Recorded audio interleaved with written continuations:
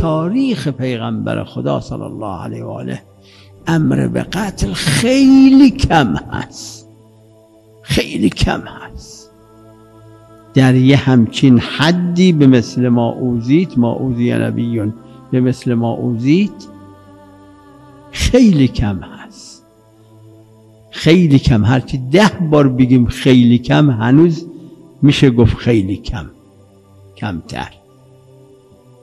در یه موردش که شخصی مستحق قتل بود،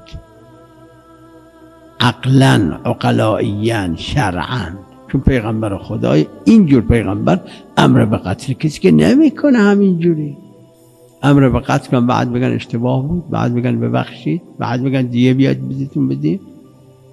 نیست نبوده، نیست.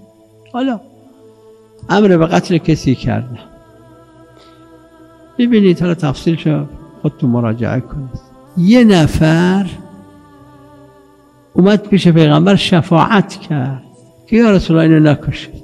فرمودن چشم.